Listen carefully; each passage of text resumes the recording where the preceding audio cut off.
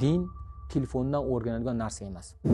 Jamiyatda otamiz va onamiz sizlardan talab qilinadigan narsa nima deydigan bo'lsa, biz bu tomondan, huquqiy tomondan yoki hamkor tashkilotlar bilan huquqni muhofaza qiluvchi organ xodimlar tomonidan turli xil profilaktik suhbatlar, jaholatga qarshi ma'rifat tadbirlarini o'tkazib turib, farzandlarimizda diniy materiallar orasida qanaqalar sog'lom diniy material bo'ladi, qanaqalar nosog'lom diniy materiallarga kiradi, qanaqa nashidalarni tarqatsa ma'muriy yoki jinoiy javobgarlikka tortilib qolish borasida turli xil tushuntirish ishlarini olib boramiz.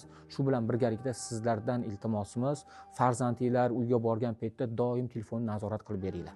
Ikkita Telegram'i, ikkita Instagram'i bor. To'g'risi farzandinglar ko'pchilikda mana shunaqa. Mana bu yerda bir gap bor-ku xalq orasida. Uyda ota-onasini oldida qori, ko'chaga chiqqan ekan bezori bo'lyapti deb bolalarimiz. Ota-onasini oldida yuvosh bo'lib qoladi.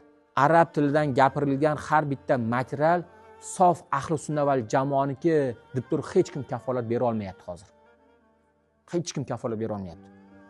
Nega deydigan bo'lsa, Qur'on ham, hadis ham xuddiki oshpazni qo'liga pichoq berganimizda oshpazga shirindan shakar taom tayyorlashga vosita bo'lsa pichoq, jinoyatchini qo'liga tushganda sovuq qurolga aylangandagi Qur'ondagi oyatlar, hadis shariflar agarda ahli sunna val jamoa tomonidan talqin qilinsa insonni dunyo oxiratiga foyda beryapti.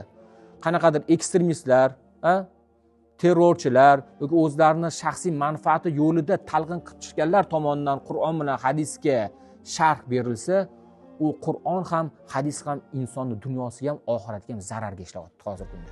Keyin uning pastidan o'zbekcha tarjimalar ham chiqyapti ayrımlarda. Boshqacha ma'no berilyapti. Alloh va uning rasuli iroda qilmagan boshqa ma'nolar berilyapti tarjimasida. Birinchisi bu. Ikkinchisi, hop Qur'on tugagandan keyin sura, yarim soatdir, 10 minutdir, 3 minutdir, 4 minutlik sura tugagandan keyin u a'zo bo'lmagan boshqa kanalga ham o'tib ketyapti-da video relisi. Ruxsat bo'lmagan barcha diniy materiallarga hozir kunda SMM target degan narsa yoqilgan. Ya'ni siz qidirmasangiz ham oldingizdan chiqib qo'yadi-da shunaqa narsalar. Qarang, mana shu tadbir sababidan men o'zim bir xulosaga keldim azizlar. Shu tadbir sababidan barcha o'sha hattoki uyimizda o'tirib qolgan, sochlariga, soqollariga oq tushgan onalarimiz ham xuddi shu narsani o'ylashyapti-da. Maktab o'quvchilari u yoqda tursin, onlardan telefonlarda qanaqadir diniy material chiqib qolsa, shoshmayapti-da, like bosishga ham, tarqatib qo'yishga ham shoshmayapti o'sha. Chunki har kuni turli xil din borasida anaqa zapret bo'lgan domlalarni, zapret bo'lgan ma'ruzalar, videolar chiqyapti-yu. Yaqinda ham Abdulla domlaning ikkita ma'ruzasiga like bosish, tarqatishlik javobgarlikka sabab bo'ladigan bir xodimning videosi chiqdi, ko'rgan bo'lsanglar. O'sha hamma mana shu narsani o'sha tushunib qoldi-da. Tushunib qoldi. Lekin ming afsuslar bo'lsinki, farzandlarimiz tushunmayapti mana shu narsani hali.